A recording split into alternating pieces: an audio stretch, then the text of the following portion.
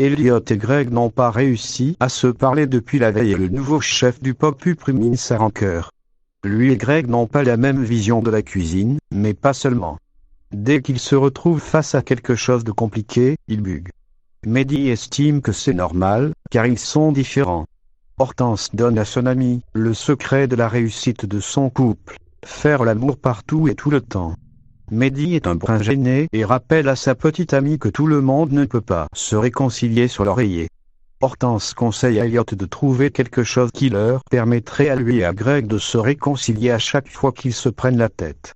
Avant de prendre son service, Greg s'excuse auprès de son petit ami. Ému, il lui confie qu'il s'est senti nul de ne pas avoir réussi à improviser la veille pendant le service. Elliot essaie de le rassurer. Il l'encourage à se faire confiance et à lâcher prise. Rebosté, Greg assure à Elliot qu'il ne veut pas le lâcher. En retour, Elliot lui propose de le mettre pendant le service sur les plats non customisés. Soulagé, Greg le remercie et les deux amoureux s'embrassent. Touché par ses excuses et conscient que Greg fait beaucoup d'efforts pour qu'il s'adapte à lui, Elliot confie à Celia et Hortense avoir envie de fournir un effort pour sortir de sa zone de confort, intrigué de voir ce qu'ils pourraient partager physiquement ensemble. Après le service, Elliot suggère à Greg qu'il réessaye de faire l'amour. Ce dernier craint que cela ne casse quelque chose entre eux et il finit par se laisser convaincre. Noémie avoue la vérité à Gaëtan au marais salant, alors que Noémie est sur le point de partir faire des courses pour la table des rivières. Stella l'incite à révéler à Gaëtan qu'elle ne veut pas se marier. Et lorsque Gaëtan les rejoint pour montrer à Noémie quelques options de traiteur, Noémie prétend qu'elle n'a pas le temps et s'en va. Mais Gaëtan n'est pas dupe. Il a remarqué que Noémie l'esquive à chaque fois qu'il lui parle du mariage. Stella met l'attitude de sa sœur sur le compte du stress. Mais Gaëtan s'entête à vouloir organiser le mariage et demande son avis à Stella sur les propositions des traiteurs. La jeune femme trouve que les prix sont exorbitants.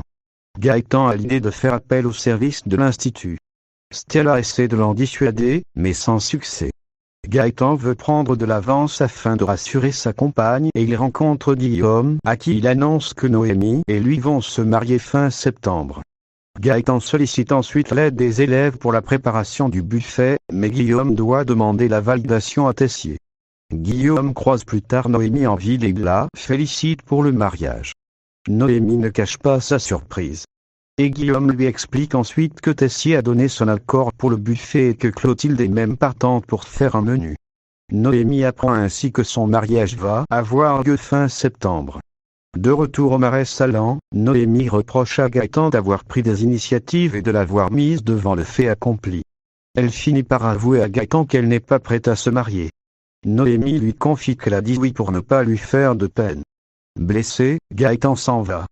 Clotilde vacille de nouveau, lui a réfléchi et il ne peut se résoudre à laisser Charlène se dénoncer. Il a l'idée de mettre Tessier sur une nouvelle piste en lui révélant que Joachim vend de l'herbe aux élèves et que dernier connaît forcément le coupable. Mais Charlène refuse de faire une telle chose au frère de sa meilleure amie. La jeune femme sait pertinemment que si Martha venait à l'apprendre, elle ne lui pardonnerait jamais. Charlène veut au contraire assumer ce qu'elle a fait, mais Louis ne craint que sa famille ne le soupçonne malgré tout de l'avoir manipulé.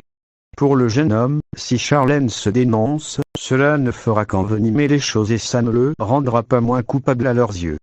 Louis suggère ensuite qu'ils fassent croire qu'ils ne sont plus ensemble pour que personne ne sache que Charlène est impliquée. Ainsi, Martha ne pourra plus lui en vouloir et ça apaisera les choses avec sa famille. Il rassure Charlène, ils continueront à se voir en secret. Charlène accepte. La jeune femme met ensuite le plan de Louis à exécution et annonce à sa famille qu'elle a rompu avec Louis. Elle prétend l'avoir quitté, car elle a ouvert les yeux sur son côté colérique. Sa famille est soulagée. Avant le service, Théo montre à son père le menu du jour, puis il propose à Charlène d'être sa seconde aujourd'hui. Mais le jeune chef en état de manque fait un léger malaise. Son père s'assure qu'il n'est pas défoncé. Puis, il propose à son fils de le faire remplacer s'il n'est pas capable d'assurer le service. Mais Théo pense qu'il peut gérer. Mal à l'aise, Charlène apporte son soutien à son frère. Pendant le service, Louis débarque dans les cuisines et il annonce à Tessier devant les élèves et Clotilde que Joachim vend de l'herbe. Et il affirme aussi que ce dernier doit certainement connaître le nom de celui qui a drogué Théo à son insu. Martha est outrée par ces accusations et elle affirme que son frère ne vend pas de drogue. Louis suggère à Tessier d'aller vérifier par lui-même. Tessier demande à son fils si Joachim lui a proposé de l'herbe. Clotilde n'emmène pas large et le nom timide de Théo ne convainc pas son père.